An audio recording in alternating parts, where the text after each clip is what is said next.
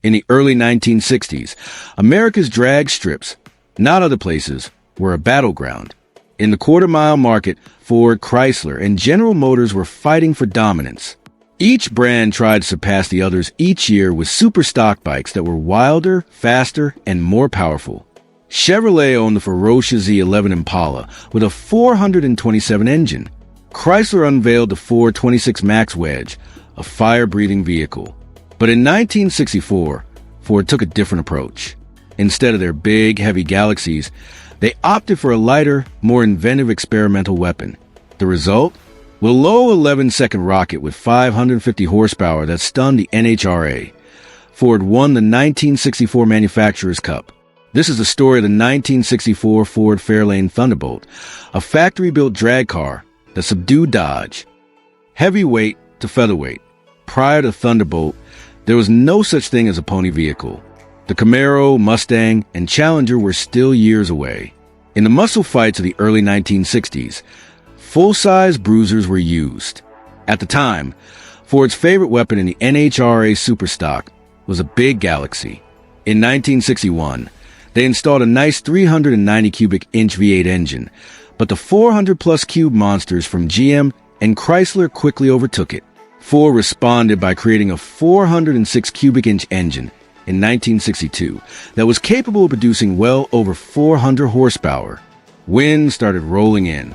However, Ford's 1963 transition from a 406 to their new 427 cubic inch FE Big Block was the primary innovation.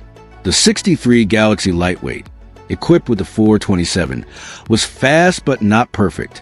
Even after decomposition, Galaxies weighed a little more than 3,400 pounds.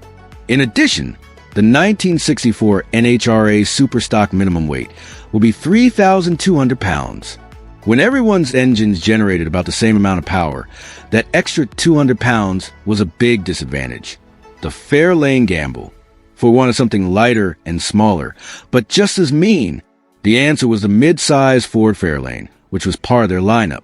A Fairlane that had been stripped down weighed roughly 3,000 pounds. With a driver, fuel, and a bigger motor, it might be exactly within the NHRA's 3,200-pound limit. They had a big edge over the slow Galaxies because of that. There was a catch, though. In order to meet NHRA regulations, 100 road-legal cars had to be built with the same specifications as the race version.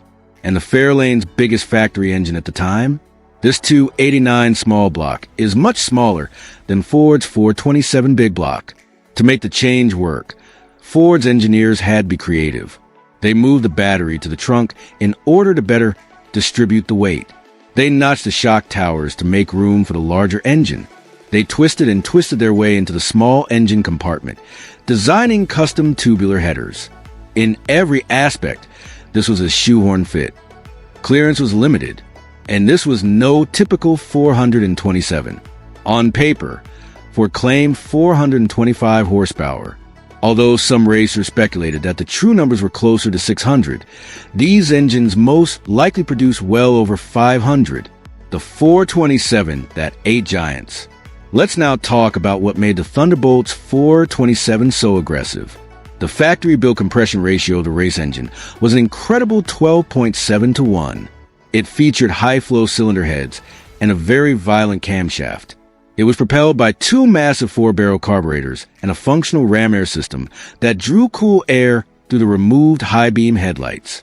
Consumers had the option of a 4-speed manual or a potent automatic. For optimal launch with a manual, Ford supplied steep 4.57 to 1 rear ratios. But Ford went all race car on the rest of the package, not just a drivetrain. The Thunderbolt's interior was stripped down and the Fairlane simple seats were replaced with flat, lightweight buckets from an Econoline van. They took out the radio, sun visors, armrests, sound deadening, and even the passenger windshield wiper because every ounce mattered. For the exterior, Ford used fiberglass for the fenders, doors, and now iconic teardrop hood. Ford had to switch to aluminum bumpers before the NHRA banned fiberglass ones. For the base chassis, Ford first built 289 equipped Fairlanes, the only models with a remarkably robust Ford 9-inch rear, and built to survive the abuse of frequent drag launches. The The 100 Thunderbolts that were produced included 54 speeds and 50 automatics. The first 11 were painted a deep burgundy, while the remaining 11 were painted Wimbledon white, the same shade of white that was eventually used on the Shelby GT350. The year of domination. So, was all that engineering worth it? Indeed, precisely. On a prepared strip, the Thunderbolt was a guided missile.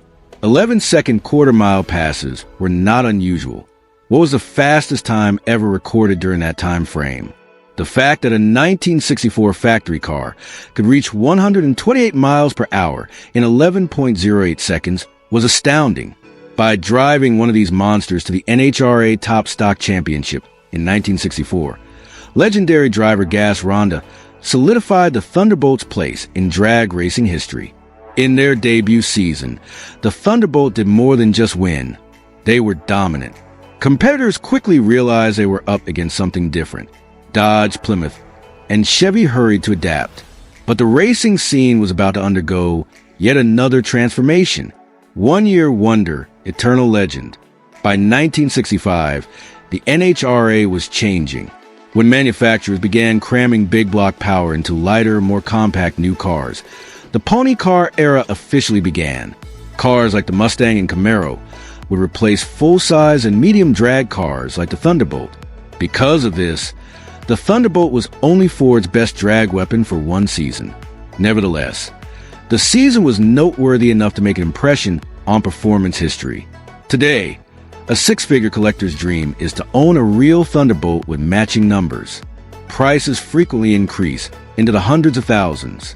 For that amount of money, you're getting more than just a special car. You're also getting a piece of Ford's racing culture, the factory-built Street Fighter. The only objective in designing the 1964 Ford Fairlane Thunderbolt was to outperform the competition. It was raw, loud, and ruthlessly fast. For the brief time it competed, it redefined what a factory drag car could be. Even after 50 years, its notoriety hasn't decreased. Whether you see one on display, or if you're lucky, hear one fire up, you're feeling the rage of a time when Detroit made weapons a quarter mile and nothing else mattered.